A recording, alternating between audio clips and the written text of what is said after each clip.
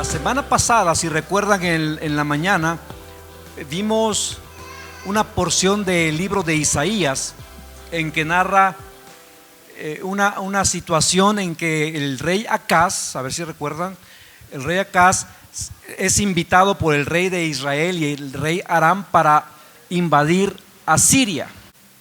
Pero él sabe que el ejército de Asiria es un imperio, no van a poder derrotarlo. Acaz tiene que tomar una decisión. Si se une a los otros ejércitos, seguramente van a perder y morirán. Si no se integra, si no se une al ejército de Israel, Israel y Aram van a invadirlos. Entonces, ¿qué hacer en esos momentos? Y es lo que vamos a tomar fragmentos de la semana pasada. Pero el tema de hoy es enfocado principalmente en esa profecía que se hizo años antes que Jesús naciera. Muchos o algunos no saben que el nacimiento de Jesús fue profetizado cientos de años antes. Y te daré, por aquellos que se vayan a dormir, te daré la conclusión del tema. La conclusión del tema es: Dios cumple su promesa, Dios actúa en tu historia. Dios cumple su promesa y Dios actúa en la historia y actúa en tu historia. Y es que a veces las circunstancias nos hacen pensar que Dios no está haciendo nada. A veces las circunstancias están tan mal que pensamos, bueno, ¿dónde está Dios? ¿Por qué me va tan mal? Tu mundo es un caos. Si la historia debe ir en esta dirección, pues la tuya va en sentido contrario y no sabes por qué. Y te preguntas, Dios, ¿dónde estás?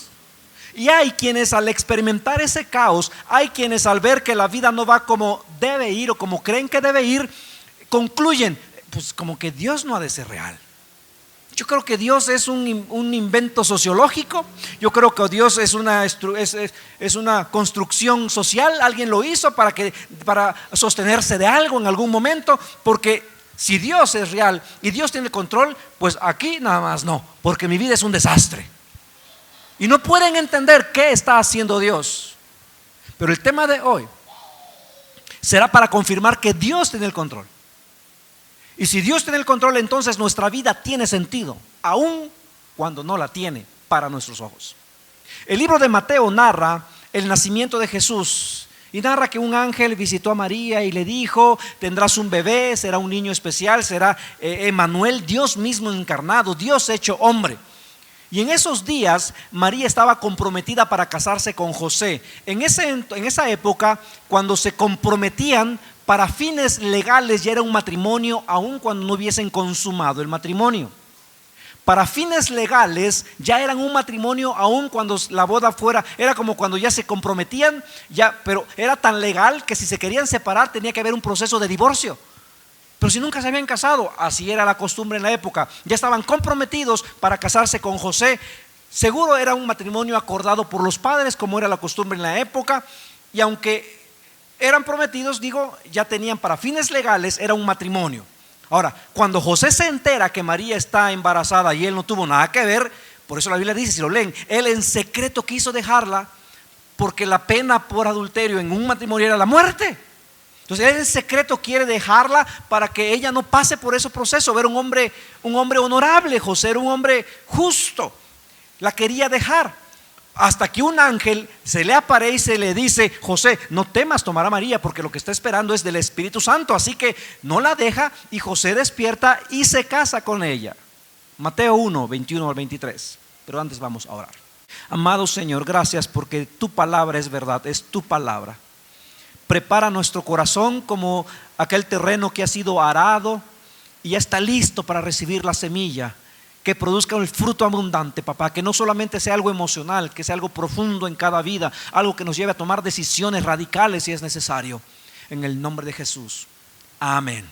Mateo 1, 21, 23 dice: y tendrá un hijo y lo llamarás Jesús, porque él salvará a su pueblo de sus pecados. Todo eso sucedió para que se cumpliera el mensaje del Señor a través de su profeta. Miren, la Virgen concebirá un niño, dará a luz un hijo y lo llamarán Emmanuel, que significa Dios está con nosotros. Entonces el nacimiento de este niño fue profetizado 735 años antes de que sucediera. Cuando la profecía se dijo, no tuvo el impacto esperado. Quienes escucharon, a quienes se les dirigió la profecía, no la entendieron. Y es aquí donde vamos a unir lo de la semana pasada en la mañana con lo del día de hoy. Israel, Aram quieren invadir a Siria, invitan a Judá. Judá, el rey es Acaz y dice, ya, si digo sí o no, ya estamos fritos. Si digo que sí, vamos a perder porque Asiria es una potencia. Si digo que no, Israel y Aram se van a unir y nos van a invadir. Ahora, Acaz tiene ese dilema. Reyes anteriores, cuando se han visto a punto de ser invadidos, buscan a Dios y Dios suele socorrerlos. Pero Acaz es un Dios que no va a buscar a Dios. Es más, dijimos la semana pasada, él sacrificó a sus hijos al fuego. Era un rey que no quería nada con Dios. Acaz no va a buscar a Dios. El pueblo entonces está temeroso, porque si bien tenemos la amenaza de ir a la guerra o de ser invadidos y este rey no busca a Dios, ¿qué va a pasar? El pueblo está temeroso. Lo que hace Acaz es, manda un mensaje de Israel y le dice, yo no voy a ir a la guerra. Y tal como lo espera, Israel y Aram van a invadir Judá y quieren llegar directo a Jerusalén. Aram rodea a Judá, todavía no ha entrado al territorio. Israel entra al territorio y se dispone a atacar Jerusalén. En el primer ataque, Acaz puede repeler la agresión. Entonces Israel se retira y acampa fuera de Jerusalén. Pero le llega la noticia a Acaz de que el ejército de Aram ya está avanzando y está llegando cerca de Judá y se va a unir a Israel. Acaz sabe, bueno, pude repeler esta primera avanzada, pero no tenemos ni las armas ni el ejército. Si se unen Israel y Aram, no vamos a poder ganarles. Así que todo el pueblo está atemorizado, Acaz también está atemorizado, y en ese contexto es que llega Isaías, un profeta, para hablar con Acaz. Acaz no está pidiendo la intervención de Dios. Acaz no está buscando a Dios. Es en este contexto cuando Dios decide enviar a un profeta llamado Isaías para hablar con Acaz. Isaías 7, verso 2 al 9. En el palacio de David se recibió la noticia de que Siria se había aliado con Efraín, no a Siria.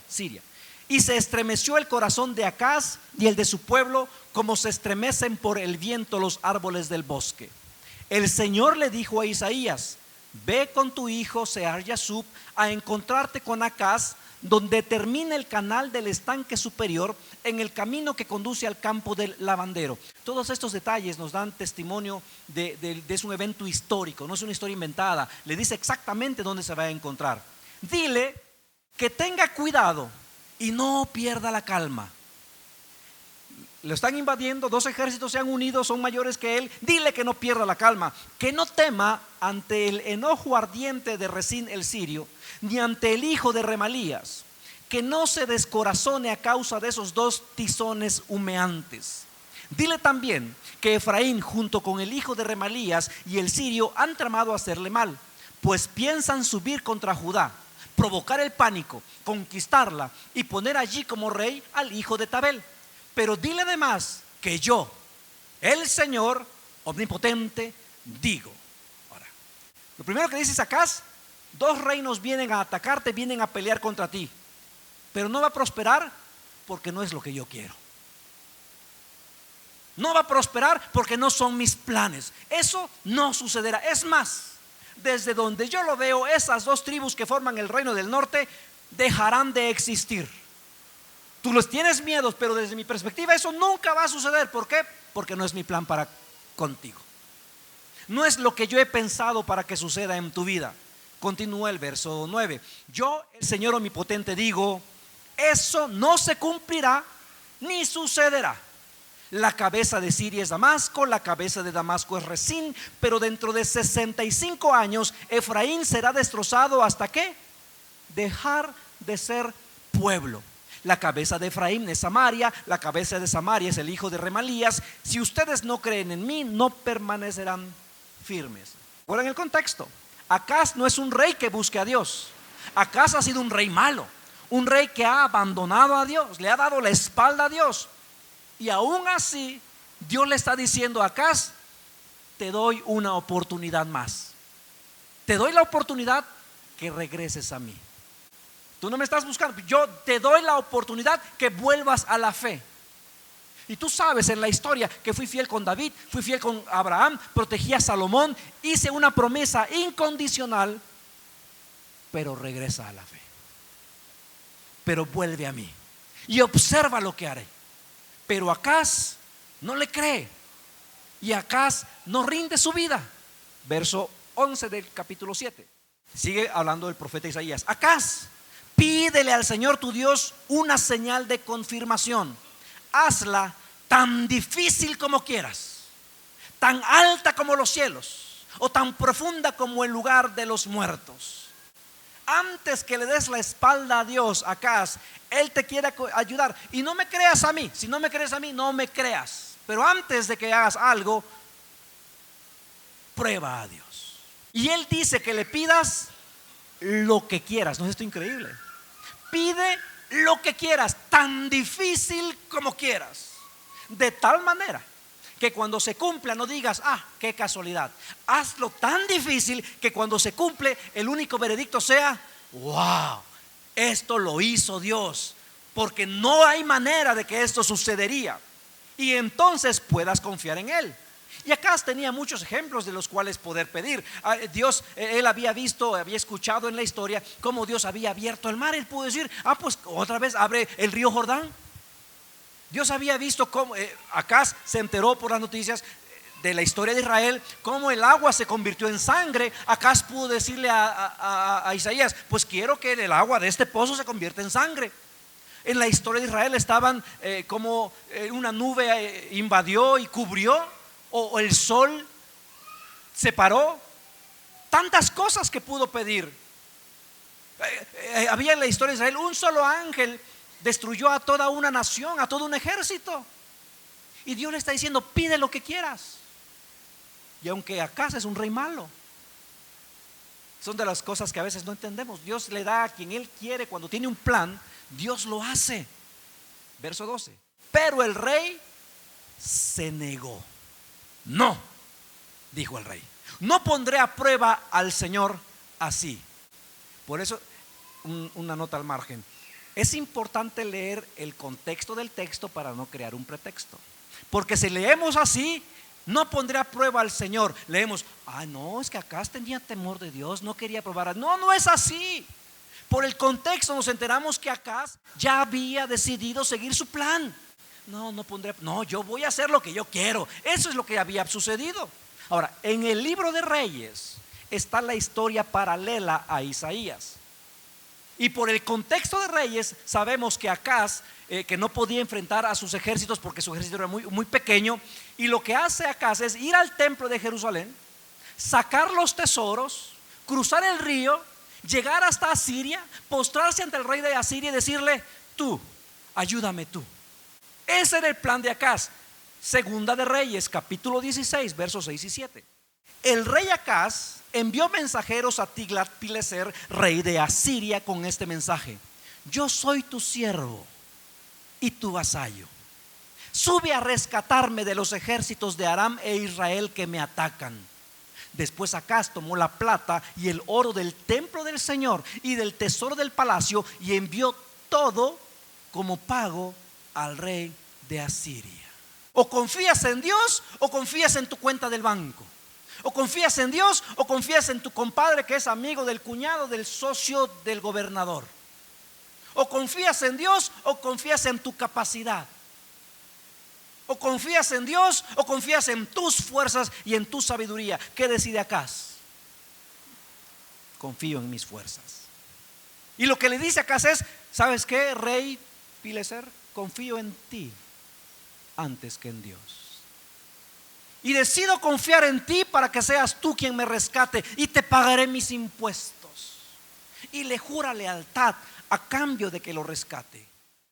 Y Acaz prefiere depender del rey de Asiria en lugar de volver a Dios y someterse a Él. Y en ocasiones Acaz no está tan lejos de lo que solemos o lo que queremos hacer nosotros. Sí, yo sé que la palabra dice esto, pero yo siento. Sí, la orden es clara en la palabra, pero yo pienso que.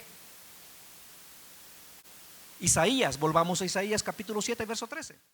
Entonces Isaías le dijo: escuchen bien ustedes de la familia real de David, ¿acaso no les basta con agotar la paciencia humana?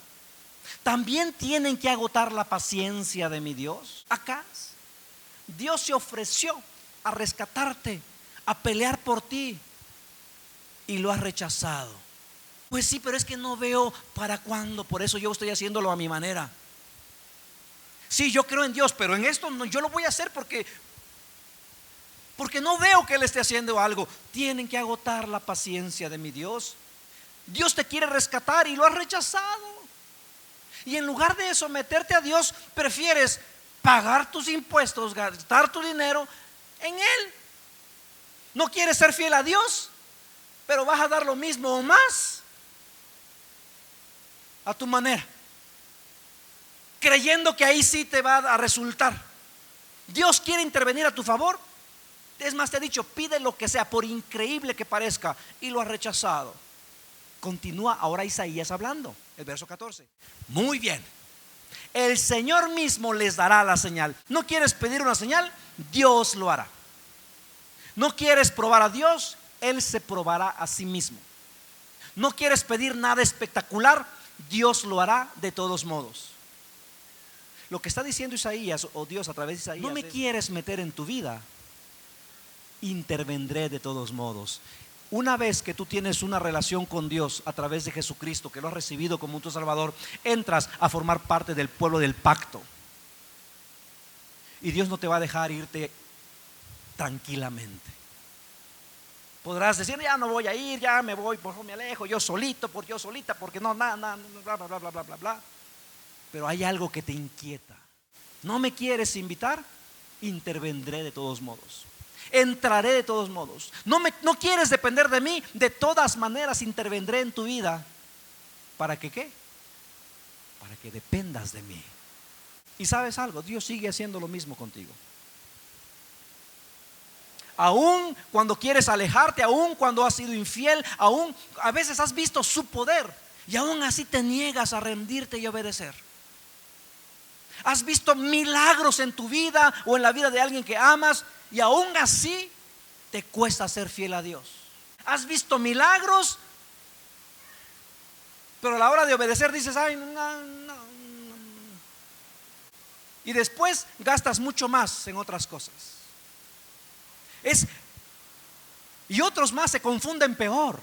Otros más se confunden porque han visto bendición de Dios, aun cuando no han sido fieles, y piensan que pues estoy bien, porque mira, no cumplo y Dios me bendice, entonces se ha de estar bien, ¿no? Dios es persistente con Acaz. ¿Por qué? Si Acaz no lo está buscando. ¿Por qué si Acaz no lo está involucrando? ¿Por qué Dios se involucra? Que Dios había hecho un pacto y Dios cumple su pacto.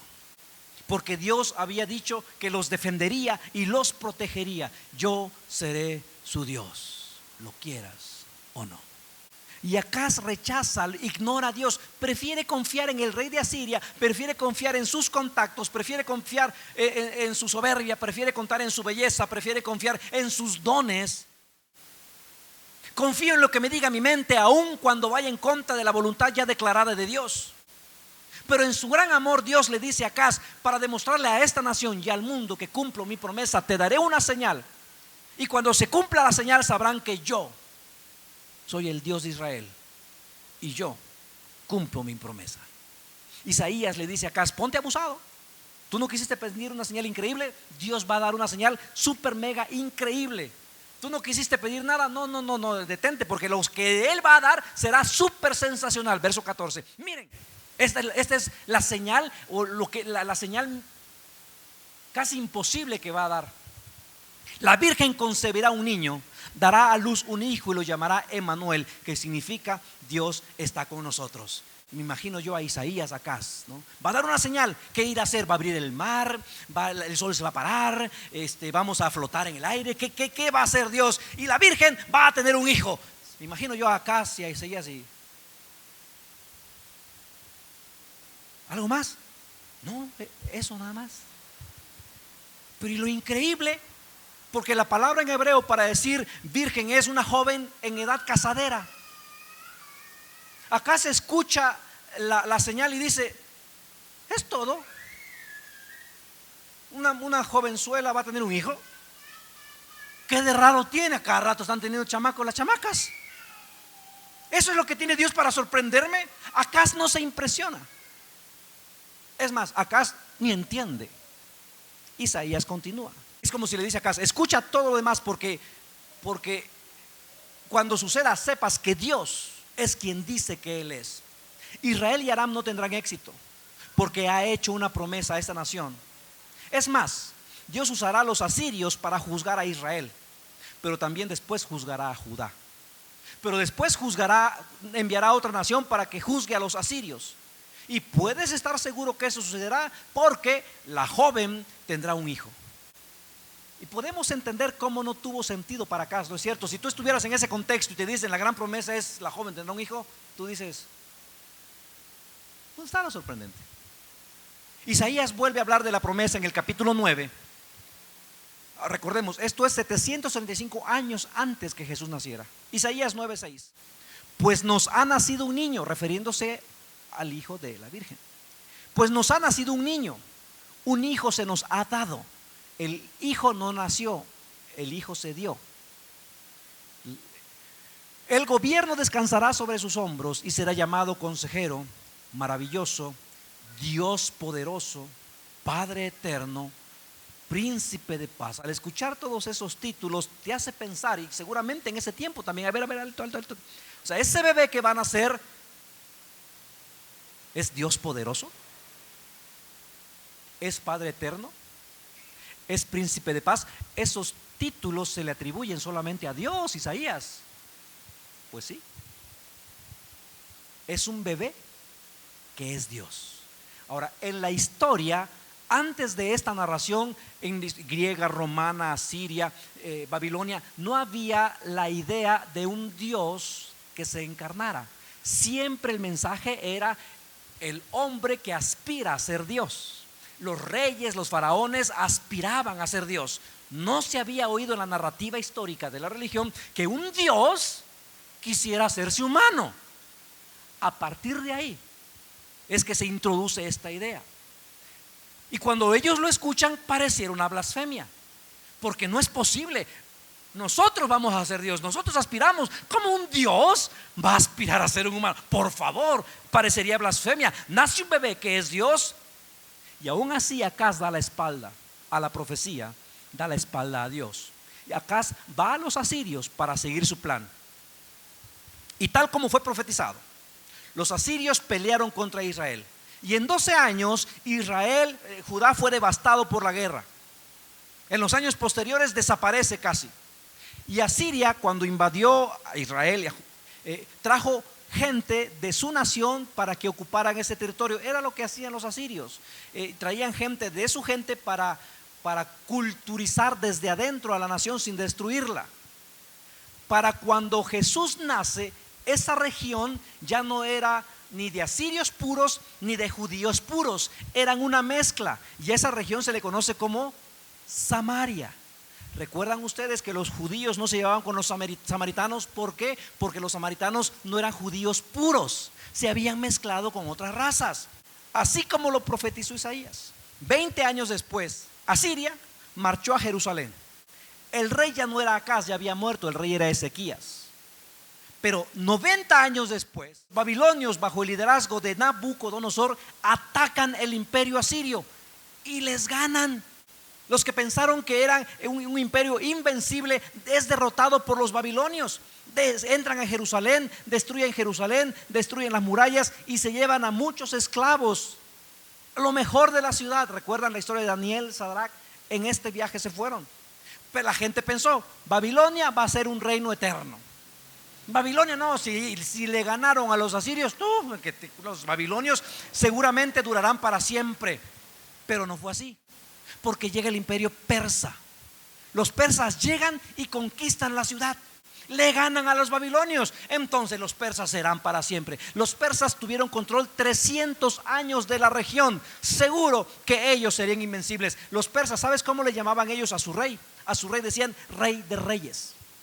Seguramente los persas durarán por siempre, pero llega Alejandro Magno, Alejandro el Grande, y conquista esa región para los griegos. El rey Darío pierde la batalla y Alejandro el Grande llega a ser uno de los líderes más importantes de la historia. Grecia se expande. La gente pensó, ahora sí, seguro los griegos van a gobernar para siempre porque es un ejército poderoso. Pero llega el imperio romano y conquistan el mundo conocido de la época. Para cuando el imperio romano conquista el imperio griego, que conquistó el imperio persa, que conquistó el imperio babilonio, que conquistó el imperio asirio, para cuando llega, la gente ya ni se acordaba de Acaz. La gente ya ni se acordaba de Isaías y de la profecía, además de que no la habían entendido. Y para ese tiempo el pueblo de Israel se sentía olvidado, porque Dios no había hecho nada por ellos. ¿Qué ha hecho Dios por nosotros? Nos conquistaron los asirios, nos conquistaron los babilonios. Lo único que ha hecho Dios es dejarnos con vida para ver cómo entra un ejército y se va otro. Entra uno y se va otro. Es todo lo que Dios ha hecho. No ha hecho Dios nada en mi vida. Solamente me va mal y me va mal y me va mal. ¿Qué ha hecho Dios? Empiezo un negocio, me va mal, empiezo otro, me va peor. Empiezo una relación, me va mal, empiezo, me va peor. ¿Qué ha hecho Dios por mí? ¿Qué ha hecho Dios? Puro mi mal. ¿Dónde está Dios? ¿Dónde la promesa de que me irá bien? ¿Dónde está el Mesías? Hasta que llegó el tiempo de Dios. 735 años después, Dios manda un ángel a María y le dice: tú eres la elegida, tú eres la joven de la que habló Isaías. 735 años después, el ángel se le apareció a José por nombre Jesús, porque él salvará a su pueblo de sus pecados. Todo para que se cumpla lo que Dios dijo por medio del profeta. Ahora ya entiendes, cuando leas esta porción, a qué historia se refiere. Mateo 1, 21 y 23. Y tendrá un hijo y lo llamarás Jesús, porque él salvará a su pueblo de sus pecados. Todo eso sucedió para que se cumpliera el mensaje del Señor a través de su profeta. ¿Qué profeta? Se estudia en la Biblia, ¿no? Miren, la Virgen concebirá un niño, dará a luz un hijo y lo llamarán Emanuel, que significa Dios está con nosotros. En otras palabras, José, la mujer que te ha causado dolor, la mujer que a tus ojos te defraudó, porque la quería dejar, acuérdense, la mujer que generó todo un escándalo en Nazaret, todo Facebook anda hablando de ella. Esa mujer es la joven de la que habló Isaías 735 años atrás. Todos los judíos son muy celosos de su historia. Los judíos, a diferencia de algunas, leen su historia. Los judíos sabían su historia. Esta es la joven, por eso le dice, ella es la joven de la que habló el profeta. Parecía que no tenía sentido, nadie le entendió. Cuando José despierta del sueño, hizo lo que el ángel le ordenó y tomó a María como esposa. Promesa hecha, promesa cumplida. Parecía que Dios se había olvidado, pero no. Parecía que Dios los había abandonado, pero no. Parecía que Dios ni se enteraba que estaban viviendo, pero no. Dios estaba preparando todo para cumplir su promesa. La prueba que Acaz no hizo, Dios la dijo: les daré una señal, porque quiero que Israel sepa, que el mundo sepa, yo soy Dios de las naciones, yo soy Dios de la historia y quiero ser Dios de tu historia, porque cumplo mi voluntad, ya sea que me invites a tu vida o no. Y cuando vemos que Dios no responde como queremos, pensamos que no existe. O algunos piensan, Dios no existe. Pero si la evidencia de su existencia fuera que hace lo que le pedimos, para nuestros hijos nosotros tampoco existiríamos. ¿Cuántas veces nuestros hijos nos han pedido algo y les hemos dicho no? Desearían ellos que no, pero ahí estamos. Y muchos dicen, si Dios no hace lo que digo, a lo mejor ni existe Dios porque le he pedido y no me cumple. Pero si ese es el parámetro, entonces, ¿qué con los padres? Y es verdad, quizá a lo largo de este año, o quizá a lo largo de tu vida, o quizá a lo largo de los últimos meses, tú te has preguntado, Dios, ¿dónde estás? Quizá estás terminando el año ya, o quizá dices, ya que termine el año, porque ya.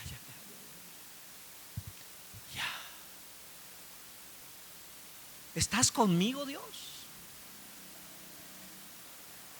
Y de repente llegamos a la Navidad, época en que Dios habla en medio de la historia, y lo hace de una forma que nadie lo puede negar.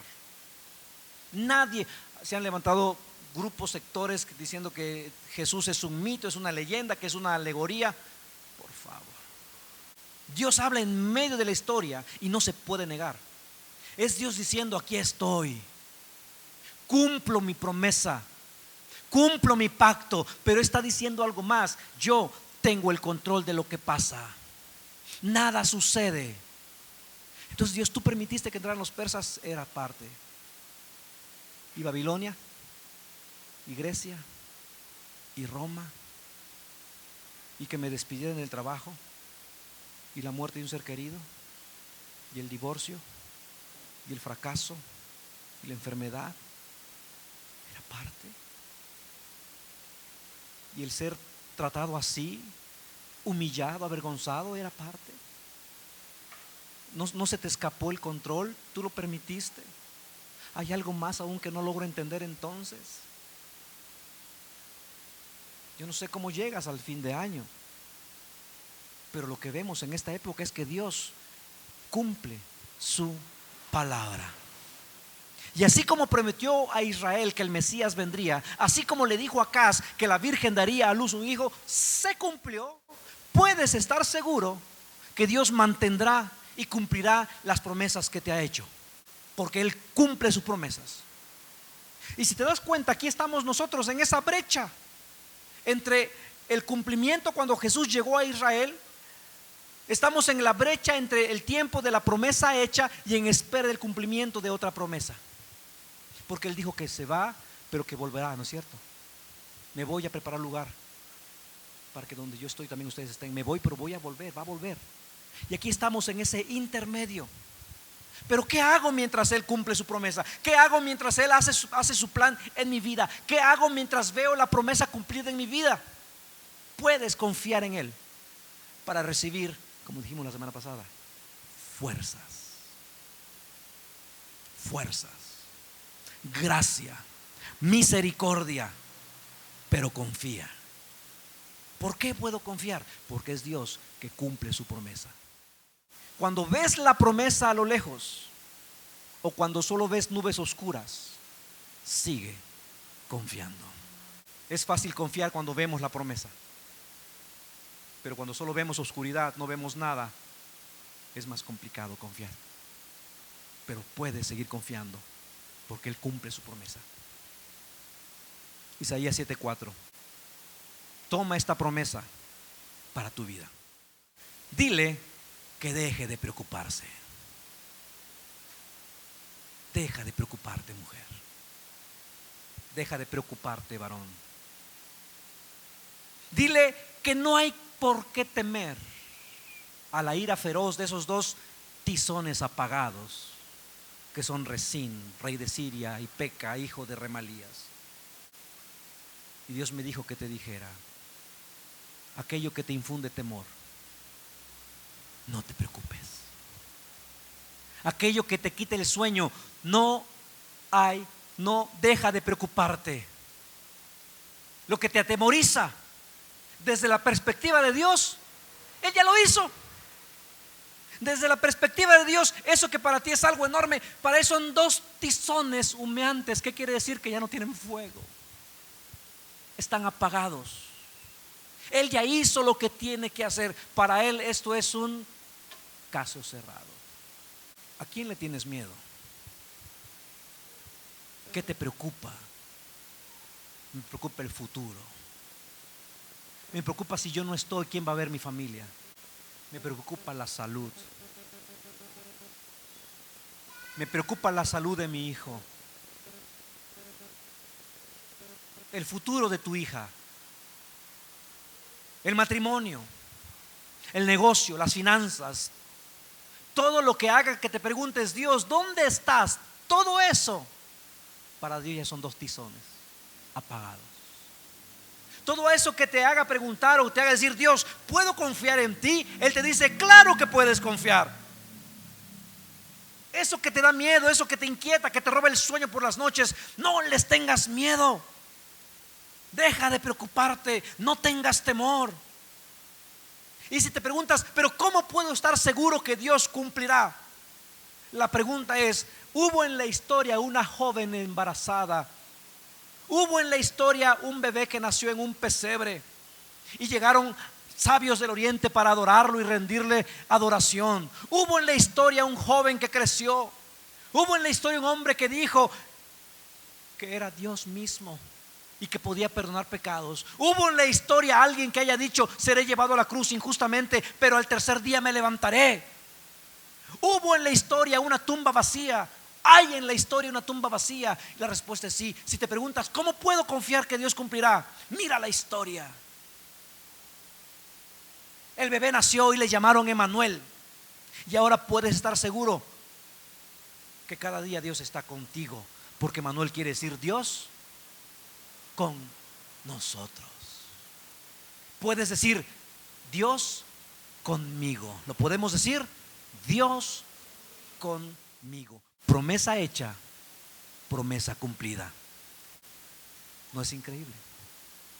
Por eso celebramos Navidad.